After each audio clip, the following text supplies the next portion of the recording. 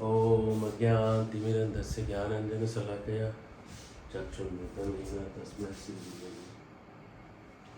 श्रीचैतन्यमनोभीष्टं स्थापितं येन भूतले स्वयं रूपकदां ह्येयं ददाति स्वपदान्तिकं वन्देऽहं श्रीगुरो श्रीकाकुं श्रीगुरून् वैष्णवांश्च श्रीरूपं सागरजातं सहगण रघुनाथान्वितं तं सजीवं सावद्वैतं सावधूतं परिजना सहितं कृष्ण चैतन्य देवं श्री राधा कृष्ण पादान सहगण ललिता श्री विशाखान्वितांश्च नमो विष्णुपदाय कृष्ण पृष्ठाय भूतले श्रीमते भक्तिवेदांत स्वामिनिति नामने नमस्ते सारस्वती देवी गौरवाणी कुचारिणे निर्विशेष शून्यवादी पाश्चात्यस्तारिणे श्री कृष्ण चैतन्य प्रभु नित्यानंद श्री अद्वैत गदाधर शिवासादि गौरभक्तवृंद हरे कृष्ण कृष्ण कृष्ण हरे हरे हरे राम राम राम हरे हरे।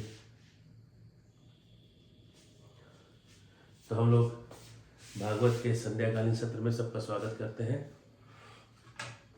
और हम लोग स्कंद 1 अध्याय 3 से पढ़ रहे हैं और पिछले बार हम लोग पढ़े थे परिभाषा सूत्र, डिफाइन।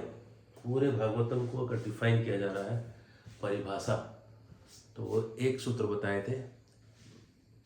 और अगर आपको याद हो, एते चांस कला पुंसः कृष्णस्तु भगवान स्वयं इंद्रियारी व्याकुलम लोकम मृडयंती युगे युगे, कि सब तो भगवान के अवतार हैं, लेकिन कृष्ण तो तू का मतलब तो कृष्ण तो भगवान स्वयं भगवान तो कृष्ण है। ये हम पिछली बार देखे थे, आज से आगे देख रहे हैं। अब देखिए क्या है, ये है ब्रह्मांड।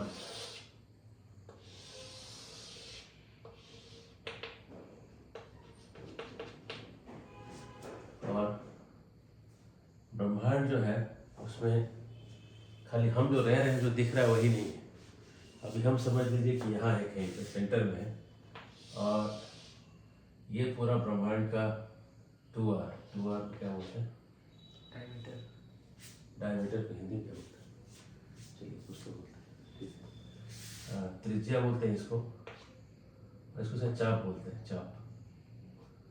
तो ये जो पूरा जो व्यास है, यहाँ से यहाँ, ये जो पूरा यहाँ से यहाँ तक की जो दूरी है, ये है यहाँ पे रहने का जगह है। और ये जो है, ये जो ब्रह्मांड का जो अंदर वाला पार्ट है, इससे 10 गुना बड़ा बाहर वाला पार्ट है, फर्स्ट कवर है। और ये 10 गुने से ये मिट्टी का कवर है, मिट्टी का। मान लीजिए समझ लीजिए कि अंदर 4 बिलियन माइल है, तो 40 बिलियन माइल का मिट्टी का कवर है। इसके बाद पानी का कवर है, और पानी का कवर कितना है, ये अगर 40 बिलियन है तो 400 बिलियन होगा मील। उसके बाद आग है, और आग कितना है, तो 4000, इससे 10, हर का 10 गुना, अगला वाला 10 गुना है। उसके बाद है हवा, वायु, वो कितना है, इसका 10 गुना, 40,000 बिलियन। फिर उसके आगे क्या है, तो मन है, उसका 10 गुना। फिर क्या है, बुद्धि है, मन का 10 गुना। फिर अहंकार है, बुद्धि का भी 10 गुना। इतना मिला के एक ब्रह्मांड होता है। तो अगर आप उसको कैलकुलेट करेंगे, आज मैं किसी सज्जन से बात कर रहा था, तो वो उसने कहा कि ये आपका लेक्चर सुना, फिर मैंने इसको AI में डाला कैलकुलेशन के लिए, कि अगर ये पूरा अंदर का जो 4 बिलियन है, इसको अगर 1 मिलीमीटर मान लें, 1 mm, इसको दबा दें, ये काफी बड़ा है अभी। अगर इसको बस एक समझ लो, थोड़ा बड़ा दिखा रहे हैं दिखने के लिए, ये 1 मिलीमीटर है, तो ये पूरा जो अंत तक जाएगा, ये 600 किलोमीटर बनेगा। अगर ये एक इतना सा दाना है, अगर इतना सा दाना है, तो ये पूरा जो है एक ब्रह्मांड 600 किलोमीटर जाएगा। तो हम रहते हैं कितने में, दाने में, और कवर कितना है, 600 किलोमीटर बड़ा, और हम इतने बड़े दाने में रहते हैं वो दाना भी पूरा ब्रह्मांड का पूरा साइज है। और इसमें हमने देखा एक ब्रह्मांड कितना बड़ा, आधा पानी से भरा हुआ है। इसके बाद ऊपर में 14 प्लैनेटरी सिस्टम है। और उसमें हम कहीं पे 7वें में हैं, 7वें में कहीं हम रह रहे हैं। एक्चुअली ऐसा है, याद है। इसके बाद एक मोटा सा प्लेट है जिसको भूमंडल कहते हैं। इस प्लेट में ही 7 है और फिर ऊपर 7, तो 7 और 7 मिलकर हो गया 14। तो इसमें ये हम इसमें कहीं पे भूमंडल में कहीं पे हैं। आर्यावर्ते जम्बू द्वीप पे भारतवर्षे भारत खंडे, है ना। तो देखिए जम्बू द्वीप के अंदर में 9 द्वीप है। उसके अंदर में सबसे दक्षिण वाला पार्ट है भारतवर्ष है। इसको अगर बड़ा करेंगे ऐसा तो इसके 9 खंड है। सबसे दक्षिण वाला खंड जो है भारत खंड है। और भारत खंड को ये लोग देख रहे हैं, जो भी देख रहे हैं वो भारत खंड में। हमारा पूरा एसेस इस भारत खंड का है। भारत खंड का मतलब पृथ्वी में जो भी आप कुछ देख रहे हैं भारत खंड है ना। भारत का मतलब अमेरिका भी आ गया, ठीक है। तो अमेरिका वालों को खुश रहना चाहिए कि हमने अमेरिका को भी भारत में जगह दिया है। हमने नहीं दिया है, शास्त्रों में दिया है। तो ये जो है इसमें आप रह रहे हैं भारत खंड में। भारत खंड में किसी एक शहर में आप रह रहे हैं, समझ लीजिए आप इंदौर में रह रहे हैं। इंदौर में भी आप किसी एक इलाके में रह रहे हैं, समझ लीजिए आप निपानिया में रह रहे हैं। निपानिया में समझ लीजिए आप कहाँ रह रहे हैं, तो इस्कॉन में रह रहे हैं। इस्कॉन में आप कहाँ रह रहे हैं, तो मान चला ब्रह्मचर्य आश्रम में रह रहे हैं। ब्रह्मचर्य आश्रम में कहाँ रह रहे हैं, तो कमरा नंबर 1 में रह रहे हैं। कमरा नंबर 1 में आप रह रहे हैं और आप क्या समझ रहे हैं कि मैं कितना महान हूँ। कितना महान है आप। 1 मिलीमीटर अगर पूरा ब्रह्मांड का अंदर का साइज है, 600 किलोमीटर का तो पूरा ब्रह्मांड बन गया। उसके एक पॉइंट के अंदर में पॉइंट टू पॉइंट कितने पॉइंट में आपने पता भी नहीं, और आप अपने आप को महान समझते हैं। तो ये जो ब्रह्मांड का नक्शा है ये बताने के पीछे ये है कि ये जो पूरा ब्रह्मांड है ये भगवान का विराट रूप है। बस इतना बोलने के लिए मैंने इतना दिखाया आपको। इस पूरे रूप को कहते हैं विराट रूप। विराट रूप जो आंखों से दिख रहा है वो विराट रूप। रात को आप देखते हैं इतने सारे तारे दिखते हैं, सब विराट रूप के पार्ट है। दिन में आपको पहाड़ दिख रहे हैं, नदियाँ दिख रही हैं, झरने दिख रहे हैं, सब विराट रूप का पार्ट है। हवा चल रही है तेज, विराट रूप का। सूर्य दिख रहा है, चंद्र दिख रहा है, विराट रूप। जो भी कुछ दिख रहा है सब विराट रूप का पार्ट है। और जो कुछ नहीं दिख रहा है, मिट्टी पानी आपको दिखेगा, ये मन नहीं दिखेगा, बुद्धि नहीं दिखेगा, अहंकार नहीं दिखेगा। तो ये जो नहीं दिख रहा है यह है भगवान का सूक्ष्म रूप, विराट रूप। जैसे कि हमारा शरीर है, शरीर के अंदर में सूक्ष्म शरीर है और अंदर में आत्मा है। हम आशा करते हैं कि आप बेसिक सनातन धर्म सुन चुके हैं और वहाँ ये सब चीज़ हम डिस्कस किए हैं। तो ये जैसे हमारा ग्रॉस है, अंदर में सटल है, अंदर में आत्मा है, वैसे ही भगवान का बाहर में ये विराट रूप है और उसके अंदर में एक सूक्ष्म रूप भी है।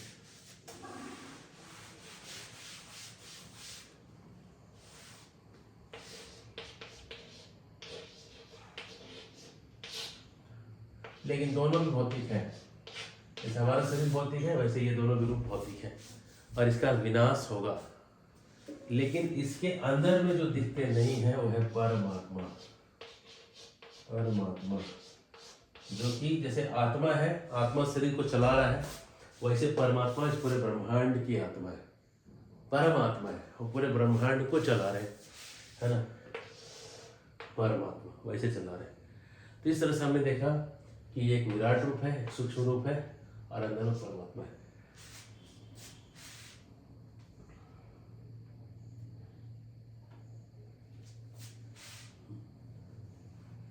और भगवान कैसे, परमात्मा कैसे, अभी डिस्कशन का मैटर ही है। ये तो हमने दिखा दिया, ये तो दिख रहा है परमात्मा ही हमारे डिस्कशन का मैटर है और कुछ भी नहीं।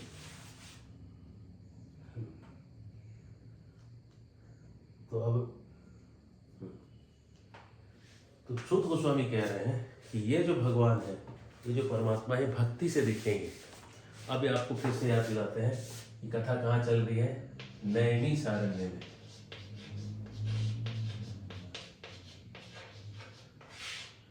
ये कथा चल रही है सूत गोस्वामी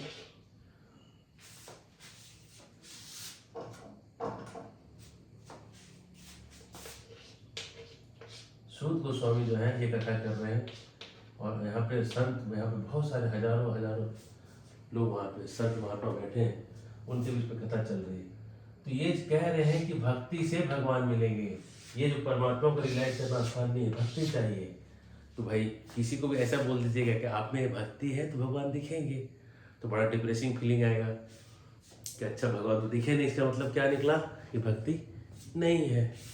तो सूत गोस्वामी अभी इंकरेज कर रहे हैं इनको और कह रहे हैं कि आपने प्रश्न बड़ा अच्छा पूछा है। क्या प्रश्न पूछा है? अच्छा,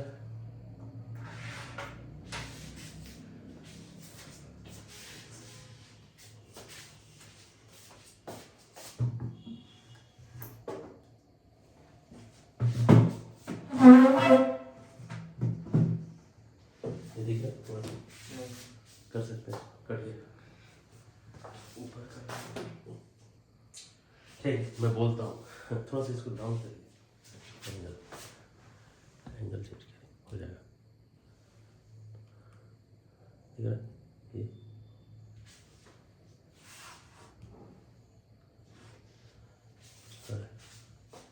इसको चेंज कर,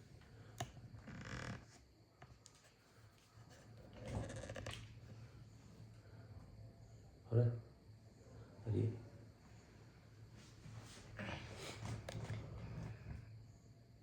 ठीक है। तो ये इनके प्रश्न को बड़ा सुंदर कह रहे हैं। ये है 40 नंबर श्लोक है। इदम भागवतम नाम पुराणम ब्रह्म संहितम। ये भागवतम नाम का जो पुराण है ये ब्रह्म संहित है ना। ब्रह्म संहित मतलब ये भगवान के लीलाओं के बारे में है। उत्तम श्लोक चरितम, भगवान उत्तम श्लोक भगवान का एक नाम है, भगवान का ही चरित्र है उसके अंदर। चकार, चकार मतलब बनाया, किसने बनाया? भगवान ऋषि। भगवान जो ऋषि हैं कौन है? तो वेद व्यास जी, जो ऋषि भी हैं भगवान भी हैं। निःश्रेयसाय लोकस्य धन्यम स्वस्तयनम महत्। किस लिए बनाया?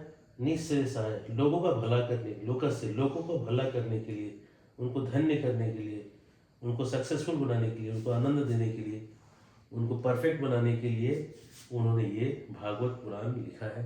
जो आप लोगों ने जो प्रश्न पूछा है, टॉप का प्रश्न पूछा है, इससे बड़ा और प्रश्न नहीं हो सकता। यही कह रहे हैं। ऊपर ले लीजिए।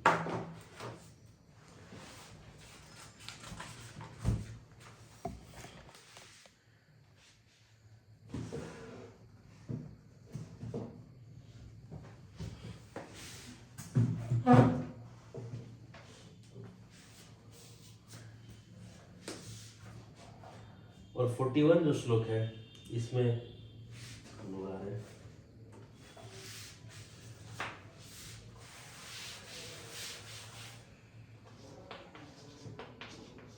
इस 41 जो श्लोक है इसमें एक शब्द है, भागवत की महिमा बता रहे हैं। और भागवत की महिमा बताते समय कह रहे हैं सारम सारम समुद्रितम सर्व वेद इतिहासानाम सारम सारम समुद्रितम। सर्व वेद, ये भागवत क्या है? सारे वेद का इतिहासा नाम, षष्ठी विभक्ति, रामस्य रामेव रामा नाम, षष्ठी बहुवचन, सर्व वेद इतिहासा नाम सारम सारम। 2 बार बोले जा रहा है।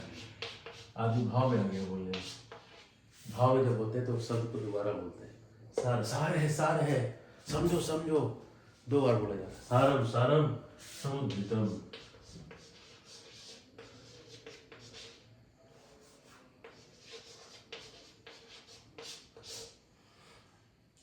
सारे वेद इतिहास का सार है। मक्खन मलाई निकाला गया, मलाई निकालने के बाद उसको लाया गया, उसको बढ़िया से सजाया गया, हमको दिया गया। तो क्या है हमारे हाथ में भागवत के रूप में? सर्व वेद इतिहास नाम सारम सारम समुद्रितम। अब हम आते हैं इस एक टेक्निकल पॉइंट पे आते हैं आज के लिए। भागवत का जो ग्लोरी है, भागवत जो है भगवान से अभिन्न है ना। तो भगवान से जब ये अभिन्न है, चलिए 1 मिनट रुक जाते हैं, उसके बाद आते हैं। तो इस पे आते हैं, ये दिख रहा है, थोड़ा सा देखेंगे।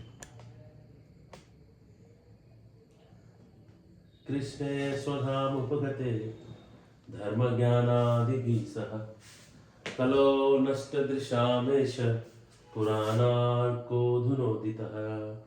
ठीक है, कृष्ण जब अपने स्वधाम में चले गए, अपने साथ क्या क्या ले गए? धर्म ले गए, ज्ञान ले गए, आदि भी, और बाकी चीज तो गए उनके साथ, ठीक है ना। तो कलो नष्ट, कलयुग में क्या हो गया? सबका दृष्टि नष्ट हो गया है। तो दृष्टि कैसे मिलेगी सबको वापस? पुराण अर्को अधुनोदिता, अधुना मतलब अभी, अर्क मतलब सूर्य, पुराण अर्क जो सूर्य वाला पुराण है अभी उदित हो गया। उदित हो गया कौन? सूर्य पुराण उदित हो गया। मतलब भागवत क्या है? कृष्ण के जाने के बाद दूसरा कृष्ण है जो सबको गाइड करेगा कि धर्म क्या चीज है, धर्म के रास्ते पे हम कैसे चल सकते हैं, ये गाइड करेगा। तो अब इसको हम देखते हैं, दोनों को मिलाते हैं, ऊपर लीजिए।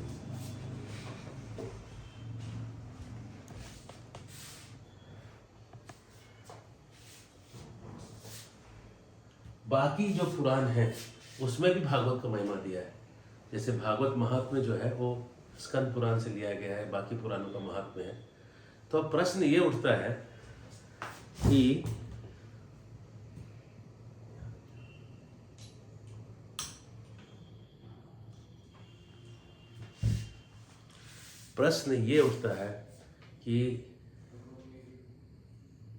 कि जो बाकी पुराण जो महिमा दे रहे हैं भागवत का, क्या भागवत का महिमा नहीं है? तो बोल रहे वो भागवत का महिमा है लेकिन पूर्ण महिमा नहीं है। पूर्ण महिमा कहाँ पे है? तो पूर्ण महिमा तो भागवत ही भागवत अपने बारे में बता पाएंगे ना। इसको कहते हैं सर्कुलर लॉजिक।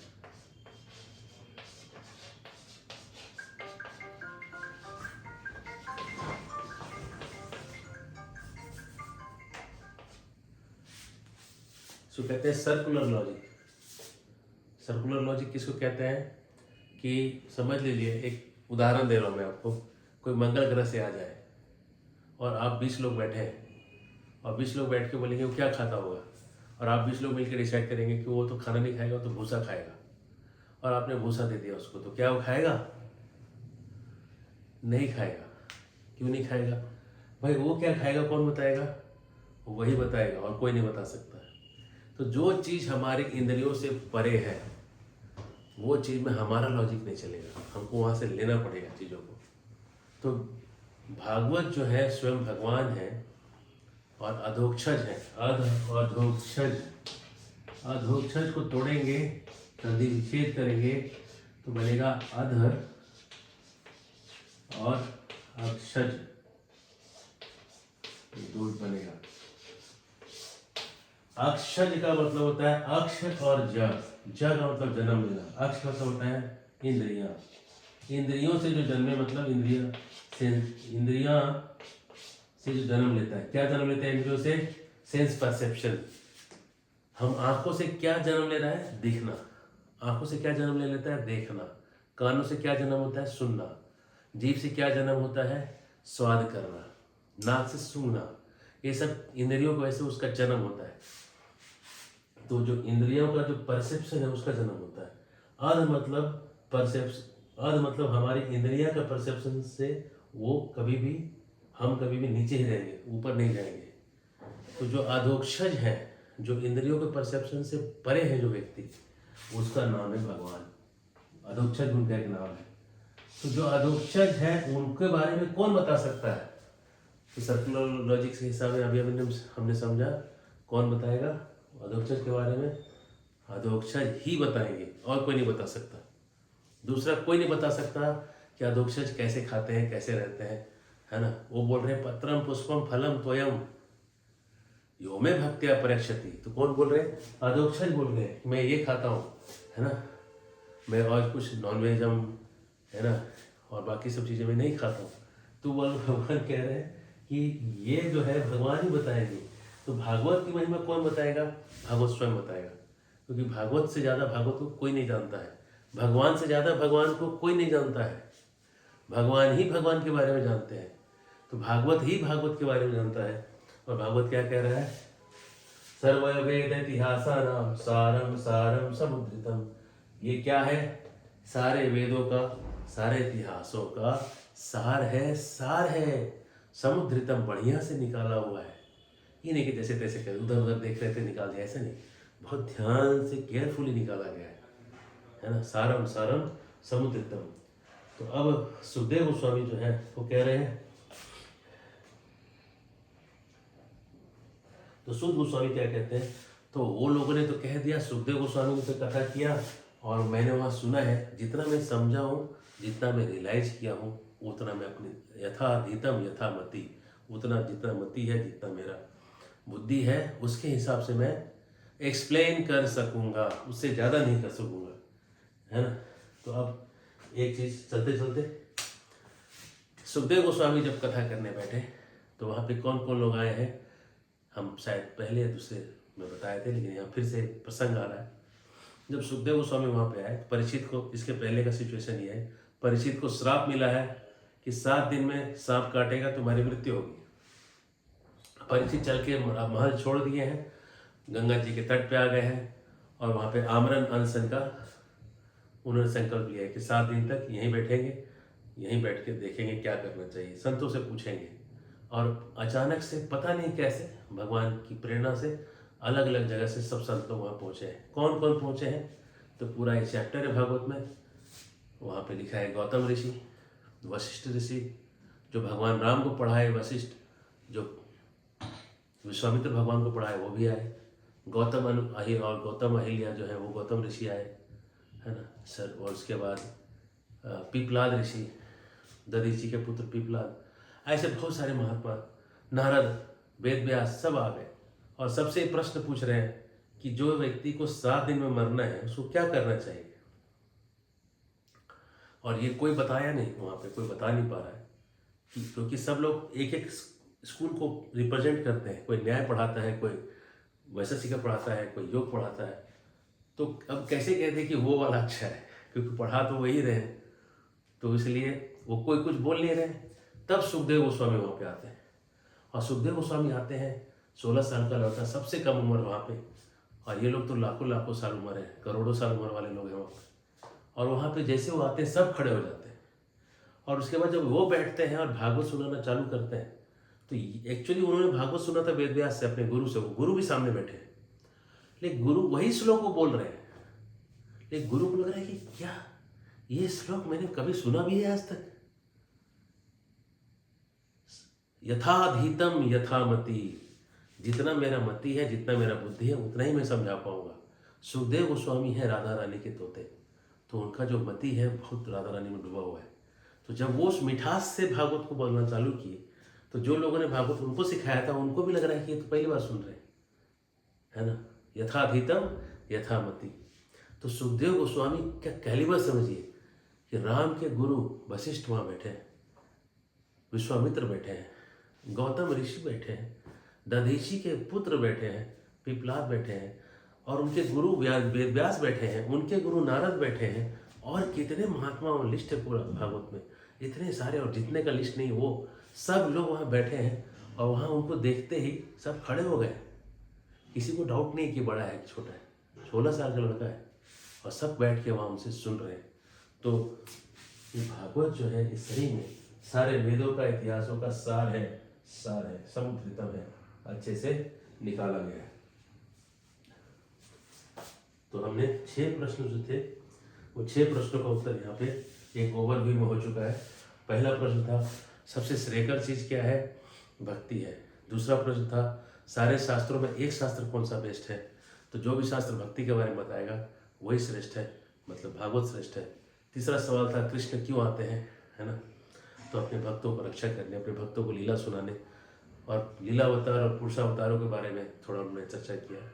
और आखिरी सवाल था कि कृष्ण के जाने के बाद धर्म किसकी शरण गया, तो उसका आंसर आज दिए कि धर्म जो है श्री भागवत जी के शरण चला गया। तो 6 प्रश्न का अभी उत्तर हुआ है सुपरफिशियल लेवल पे। सुपरफिशियल नहीं बोलूँगा मैं, इसको एक टॉपिक शीर्षक हेडिंग लेवल पर उन्होंने दिया है, और इसके बाद इसको डिटेल खोल के बताएंगे बाद में जाके। हरे कृष्ण कृष्ण कृष्ण हरे हरे, हरे राम राम राम हरे हरे। तो तीसरा अध्याय यहाँ पे पूर्ण होता है और इसके बाद